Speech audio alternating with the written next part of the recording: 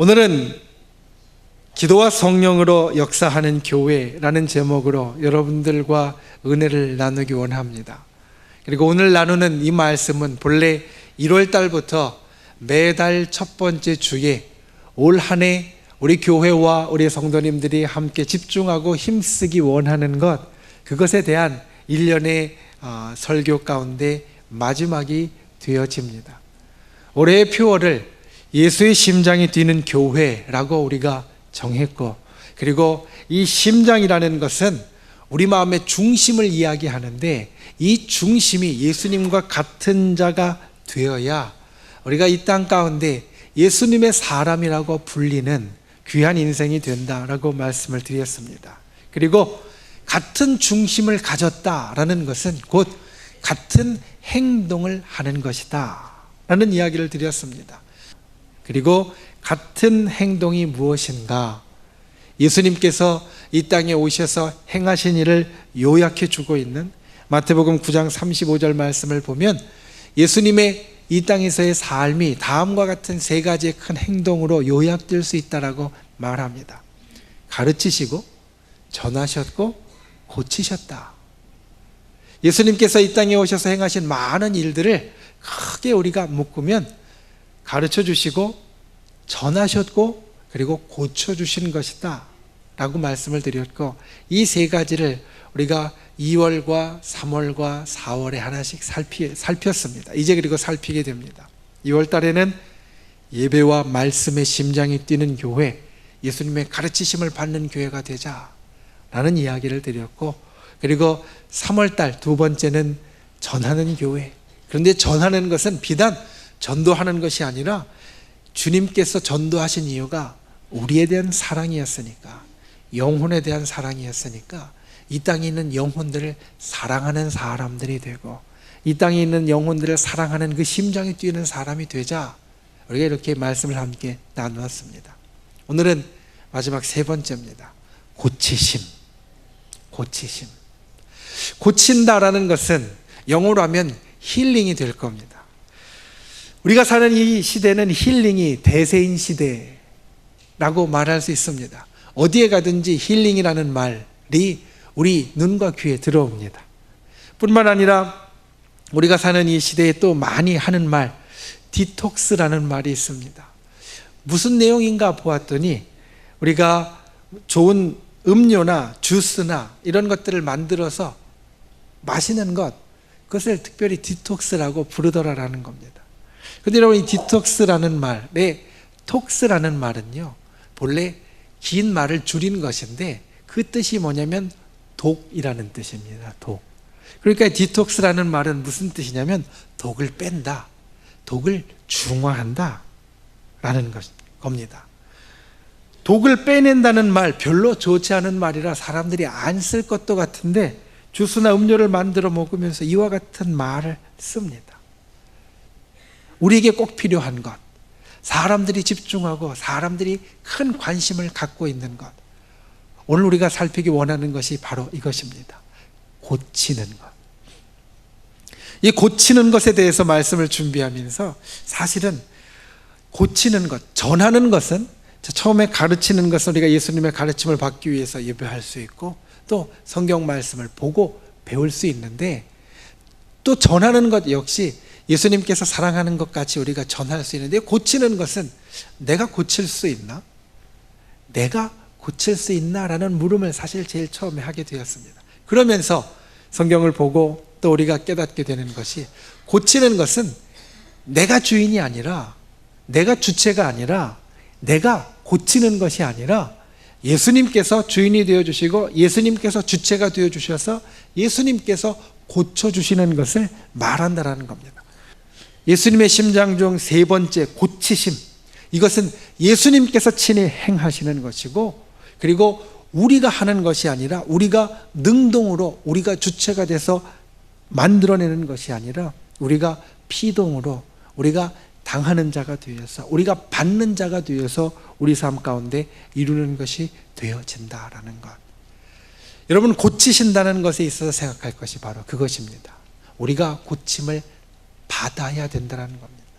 그러면 이 고치는 것이 능동이 아니라 피동이라면, 고치는 것이 내가 행하는 것이 아니라 내가 받는 것이라면 어떻게 우리 삶 가운데 이룰 수 있을까? 오늘 말씀의 제목이 사실은 그것을 이야기하고 있습니다. 첫 번째는 기도해야 합니다. 여러분, 기도해야 합니다. 그래야 고칠 수 있습니다. 예수님께서 이 땅에 오셔서 많은 병자들, 많은 무너지고 약하고 깨어진 사람들을 고치셨습니다. 예수님이 고치신 역사에 있어서 우리가 가장 중요하고 가장 먼저 볼 수 있는 것은 무엇이냐면 바로 믿음입니다. 예수님께서는 고치시기 전에 항상 그 고치는 사람들에게 물으셨습니다. 내가 이것을 믿느냐? 내가 눈을 뜰 것을 믿고, 내가 일어설 것을 믿고, 내가 회복될 것을 믿느냐? 그때에 믿는다라는 대답을 들으시고 예수님은 그를 고쳐주셨습니다. 눈을 띄워주시고 자리에서 일으켜주시고, 그리고 그의 피를 멈추게 해주시고 온전하게 회복시켜주시는 놀라운 기적을 일으켜주셨다는 겁니다. 우리는 이것을 잘 압니다. 그래서 고침을 받으려면 믿음이 있어야 된다. 이것을 우리는 항상 기억하고 있습니다. 그런데 예수님의 고침의 기사에서 우리가 또 하나 보아야 될 것이 있습니다. 그것은 무엇이냐면 그 고침을 받으러 온 사람들이 예수님께 요청하였다라는 겁니다. 요청하였다. 사복음서에 나오는 많은 고침의 기사들, 놀라운 기적들이 있는데요, 예수님께서 가령 오병이어의 기적을 일으키실 때 그 산에 모인 수많은 사람들을 향하여서 이렇게 외치지 않으셨습니다. 여기에 있는 모든 사람들, 그 자리에 있는 모든 병이 다 낫고 떠날지어다. 예수님은 그렇게 말씀하실 수 있었습니다. 그런 능력이 충분히 있으신 분이었습니다. 그런데 예수님은 그렇게 하지 않으셨습니다. 예수님은 어떻게 하셨냐? 예수님께 찾아와서 주님, 내가 낫기를 원하나이다. 내가 보기를 원하나이다. 내가 듣기를 원하나이다. 내가 걷기를 원하나이다. 예수님께 와서 구하는 자들에게 그와 같은 고침의 역사를 일으켜 주셨다라는 겁니다. 때로는 우리는 이렇게 생각합니다. 하나님께서 나를 사랑하신다고 하셨으니까 내가 기도하지 않아도, 아무것도 하지 않아도 하나님께서 내게 무엇이 필요한지 다 아실 것이고 하나님께서는 들어주실 거야. 아니, 들어주셔야지. 그래야지 아버지 맞지. 그래야 날 사랑하시는 것 맞지. 물론 하나님께서는 그렇게 하실 수 있으신 분이십니다. 그리고 또한 그렇게 때로는 행하십니다. 우리가 기도하지 않아도, 우리가 애쓰지 않아도, 우리가 그것 때문에 힘쓰지 않아도 하나님께서 주권적으로 우리를 치료하고 회복시키실 때도 있습니다. 그런데 성경에 나오는 보다 더 많은 것들은 무엇을 우리들에게 이야기하고 있느냐? 너희가 기도할 때 고침의 역사가 있다라는 겁니다. 여러분, 우리가 고침을 받으려면 기도해야 합니다. 주님 앞에 나아가서 엎드리고 주님 앞에 나아가서 외쳐야 합니다. 주님 앞에 나아가 간구해야 하고 간절히 아뢰어야만 합니다. 그래야지 우리에게 고침의 역사가 있다라는 겁니다. 또한 기도에 대해서 우리에게 주시는 가장 유명하고 가장 우리에게 있어서 중요한 명령 가운데 하나는 쉬지 말고 기도하라라는 겁니다. 우리가 주님 앞에 간절히 아뢰는데 한 번 아뢰고 끝나는 것이 아니라, 아니면 두 번, 세 번 아뢰고 끝나는 것이 아니라 쉬지 말고 기도하라라는 겁니다. 우리는 열심히 기도할 것을 준비합니다. 우리는 열심히 기도할 것을 적어갑니다. 하나님 앞에 이거 기도해야지, 이것 아뢰야지.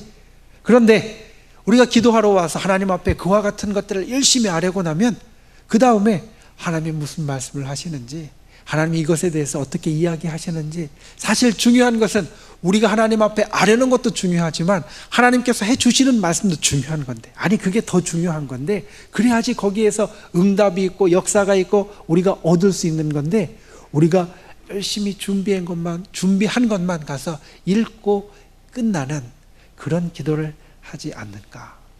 그렇기 때문에 우리가 쉬지 않고 기도하는 것이 우리에게 있어서 힘든 일이 되지 않는지, 내가 하고 싶은 말만 다 하고 나니까 하나님의 말씀은 듣지 않고 또 들리지도 않으니까 우리가 그와 같이 기도하는 것이 어렵지 않은가. 우리는 이것을 생각해 보아야 한다는 겁니다. 여러분, 기도는 대화이고 소통입니다.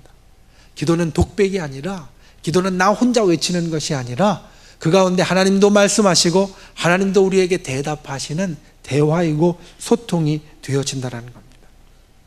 우리에게 있어서 신앙에 도움이 되는 여러 책들을 지은 에이든 토저 목사님, 그 목사님은 한 책에서 둘이 동행하려면 몇 가지의 조건이 맞아야 된다라는 이야기를 합니다. 첫 번째, 어떤 조건이 맞아야 하냐면 가는 방향이 맞아야 된다. 가는 방향을 합의해야 된다라고 이야기를 합니다. 두 번째는 목적지에 대해 합의해야 된다라고 말합니다. 가는 방향이 달라도 이 토저 목사님이 이야기합니다. 목적지에 대해서 합의하지 않고 같이 가지 않으면 중도에 갈라설 수밖에 없다. 세 번째, 목적지에 대해서 합의를 했으면 어떤 길로 갈 것인지 합의해야 된다는 겁니다. 방향도 같고 목적지가 있어도 그 목적지로 가는 길은 여러 갈래가 있기 때문에 어떤 길로 갈 것인지 서로 합의하지 않으면 동행이 되어지지 않는다. 네 번째로 동행에 있어서 또 중요한 것, 가는 속도에 대해 동의해야 된다는 겁니다. 방향도 같고 목적지도 같고 가는 길도 같아도 속도가 틀리면 동행이 안 된다는 겁니다. 그리고 다섯 번째로, 마지막으로 서로 동행할 생각이 있는지 확인해야 된다. 같은 방향, 같은 목적지, 같은 길, 같은 속도로 가도 내가 이 사람하고 같이 간다라는 생각이 없으면 동행이 아니라는 겁니다. 같이 동행할 의사가 있어야만 진짜 동행이 되어진다. 하나님 앞에 기도하는 것도 이와 같은 것이 있어야 합니다. 하나님 앞에 기도하는 것도 하늘의 능력과 역사와 기적을 우리 가운데 가져오는 통로가 되어지는 이 기도도 하나님과 대화하는 것이 되어지고 하나님과 소통하는 것이 되어지는데, 이와 같은 것이 있지 않으면 하나님과 함께 가는 것이 되지 않는다라는 겁니다. 여러분, 주님 앞에 이와 같이 기도할 수 있는 분들이 되시기를 바랍니다. 그때 우리에게 주님의 놀라운 역사, 특별히 고치시는 역사가 있을 줄로 믿습니다. 그와 같은 기도로 우리에게 고치는 역사를 날로 만들어가는, 날마다 만들어가는 그런 저와 여러분이 다 되실 수 있기를 주님의 이름으로 축원을 드립니다. 두 번째, 성령으로 충만해야 합니다.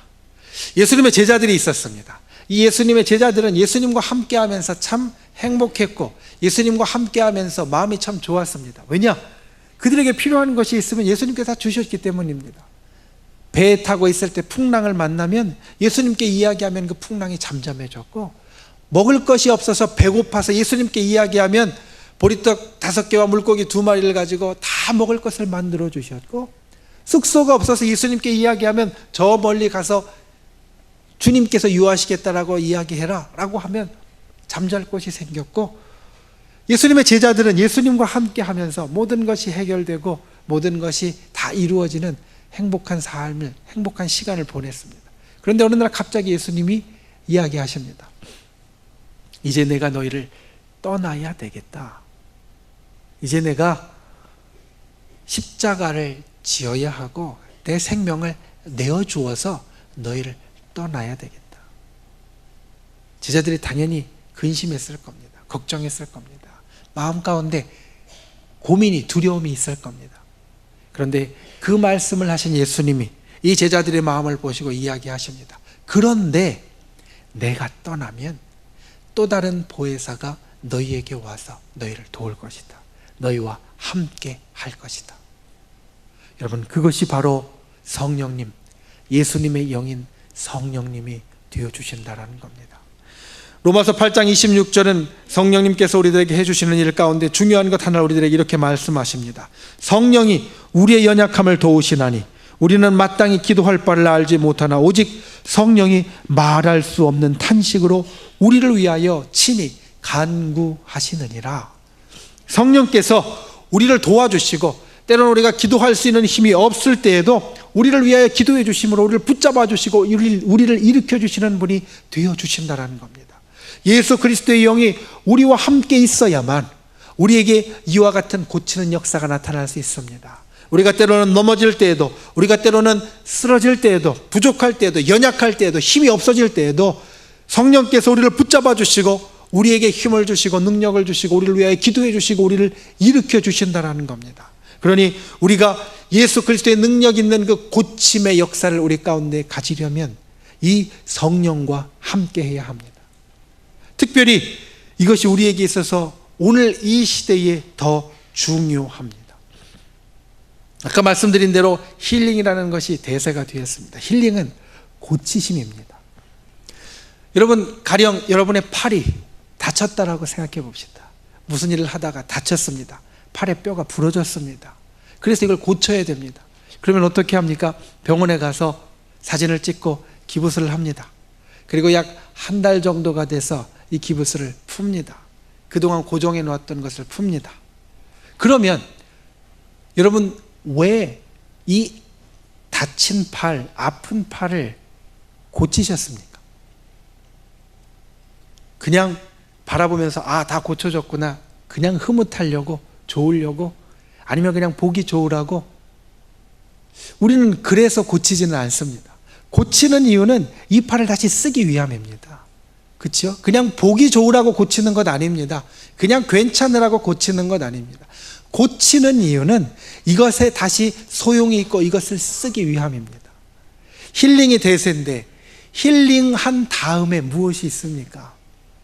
힐링에 대해서 많은 사람들이 이야기를 합니다. 그래서 때로는 지치고 힘든 것들을 그렇게 회복하려고 합니다. 그런데 회복하면 어떻게 됩니까? 다시 돌아갑니다.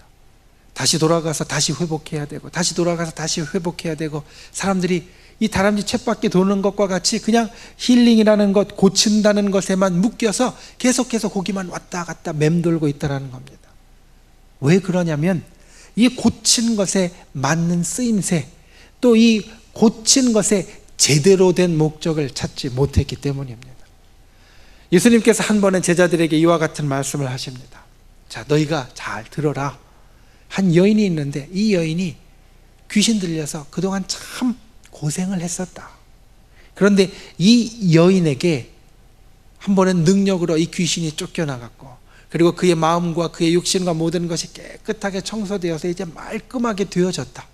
그런데 얼마 지나니까 이 말끔하게 청소된 것에 아무 일도 나타나지 않으니까 나간 귀신이 자기보다 더 악한 7 귀신을 데리고 그 집에 들어와서 그 여인의 나중 형편이 처음 형편보다 더 안 좋게 되었더라.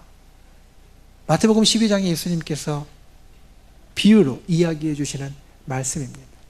힐링을 하면, 고침을 받으면 그 고침을 받은 곳에 우리가 채울 수 있어야만 계속되는 고침의 역사, 그리고 처음 형편보다 계속해서 나아지는 나중의 역사를 우리는 기대할 수 있습니다. 그렇게 나아갈 수 있습니다. 그런데 보통 사람들은 힐링에만 집중하고 고쳐지는 것에만 집중하고 그리고 내버려 두니까 이 깨끗하게 소재되고 청소되어지고 말끔하여진 것에 엉뚱한 것을 채우는 일만 나타난다라는 겁니다. 여러분, 우리 믿는 사람들은 그곳에 우리의 고침받는 역사, 그곳에 성령으로 채우셔야 합니다. 성령의 충만함이 있어야 합니다. 그래야만 우리가 날마다 새롭게 고침받는 역사를 경험할 수 있고, 그 고침받은 것이 우리에게 있어서 더욱더 힘이 되고 능력이 되고 우리에게 있어서 더욱더 귀하게 좋게 되는 역사가 나타나게 되어진다는 겁니다. 예수 그리스도의 영이 우리 가운데 함께 있어야만 날마다 고쳐지는 역사, 고침 가운데 우리가 앞으로 한 걸음 한 걸음씩 더 좋아서 나아가는 역사가 나타난다라는 겁니다. 여러분, 성령 충만한 분이 되시기를 바랍니다. 성령의 충만함을 항상 사모하고 이 마음 가운데 만들어가는 분들이 되시기를 바랍니다. 그때 우리에게 있어서 온전한 치유의 역사가, 고침의 역사가 계속되어진다는 것을 기억하시고 그와 같은 것을 이룰 수 있는 저와 여러분이 다 될 수 있기를 주님의 이름으로 축원을 드립니다. 대만의 유명한 목사님 주연화 목사님이라는 분이 계십니다. 그분은 예전에 장개석 총통이 서거했을 때 장례식을 집행할 정도로 아주 이 대만의 자유중국의 아주 대표적인 목사님입니다. 그런데 이 목사님 한 번은 이런 이야기를 합니다. 지금 중국 본토에, 저 공산주의가 있는 중국 저 본토에 계속해서 지하교회들과 신앙에 대한 물결들이 일어나는 것을 보고 이런 이야기를 합니다. 자기가 예전에 신학교에 있을 때 상해에서 신학교를 다녔는데, 상해에서 신학교를 다닐 때 처음에는 교수들과 학생들과 신학에 대한 이론들, 그것들을 공부하고 토론하는 데 바빴다는 겁니다. 그런데 공산주의가 일어나서 중국의 본토를 하나씩 집어삼키기 시작했을 때, 그때에 그 긴급함을 보고 더 이상 신학에 대해서 토론하고 논쟁하고 논박하고 이론을 배우는 것, 그것을 뒤로 물려놓고 서로 모여서 이제 함께 기도하기 시작했습니다. 하나님이여, 살아계신 하나님을 우리가 만날 수 있도록 도와주시고, 그리고 하나님을 체험할 수 있도록 붙잡아 달라고. 그 학교의 모든 교수님들과 학생들이 모여서 그와 같이 기도했다라는 겁니다. 그때 일어난 일을 이 주연호 목사님은 이렇게 이야기합니다. 한 자리에 모여 일심으로 부르짖어 기도했더니 그것에 성령의 불이 임하여 거기에 모인 대부분의 사람들의 성령의 충만함을 받고 마치 사도행전에 나온 것과 같이 방언으로 말하며 하나님의 영광과 능력으로 충만하게 되었다라고 이야기하고 있습니다. 그리고 나서 자기는 이 대만으로 왔지만 그 본토에 남아있는 많은 사람들, 그때 함께 공부했던 신학생 중에 대부분이 그 본토에 남은 사람들이 되었는데, 그들이 살아계신 하나님을 만나고 성령으로 충만한 사람들이 되었었기 때문에 그들 가슴 가운데 성령으로 채우고 성령으로 함께하는 사람들이 되었기 때문에 자기는 저 공산주의 중국에 그와 같이 지하교회가 있고 신앙의 불길이 일어나는 것이 놀랍지 않다라고 이야기를 했다라는 겁니다. 그들 가운데 성령의 충만함, 성령의 역사가 있기 때문에 복음의 불씨를 간직할 수 있었고, 그를 통해서 지하교회가 살아남았을 뿐만 아니라 그 가운데 신앙의 뜨거운 불길들이 나타나게 되었다. 여러분, 성령으로 체험받으면 우리에게도 이와 같은 역사가 있습니다. 성령의 불씨가, 성령의 씨앗이 우리 가운데 심겨지고 충만함으로 채워지게 되어지면, 비록 당장은 힘들 수 있어도, 당장은 어려울 수 있어도 하나님께서 우리 삶에 지속해서 이루어 주시는 이 고치심의 역사가 나타나게 되어진다라는 겁니다. 이 성령의 충만함, 성령의 능력을 가슴에 담고 언제나 체험하는 분들이 되시기를 바랍니다. 그와 같이 귀하게 성령 충만함으로 하나님 앞에 설 수 있는, 그래서 예수님의 심장이 이 속에 뛰는 저와 여러분이 다 될 수 있기를 주님의 이름으로 축원을 드립니다. 말씀을 맺습니다. 고치심, 이것은 우리가 이루는 것이 아니라 우리가 받는 것입니다. 그런데 이 고치심, 이를 위하여서 성경은 우리들에게 두 가지를 말씀합니다. 첫 번째, 기도하라라는 겁니다. 예수님께 나와서 고침을 받은 사람들이 다 외치며 예수님 앞에 나와서 간구하는 사람이 되었던 것 같이 우리가 그와 같이 기도하는 자, 특별히 하나님과 대화하며 소통하며 기도하는 자가 될 때에 우리가 그와 같은 고침의 역사를 경험할 수 있다. 이 성경의 약속대로 기도하는 분들이 되실 수 있기를 주님의 이름으로 축원을 드립니다. 두 번째, 성령으로 충만한 분들이 되십시오. 고치는 그곳을 비워두지 말고 예수 그리스도의 영 성령으로 채우는 분들이 되십시오. 그때 우리의 삶에 계속되는 고침의 역사가 일어날 것이고, 우리의 나중에 처음보다 계속해서 올라가고 나아지는 하나님의 역사가 나타나게 되어질 겁니다. 그와 같은 귀한 은혜를 누리는 저와 여러분, 성령의 충만함으로 누리는 분들이 되실 수 있기를 주님의 이름으로 축원을 드립니다.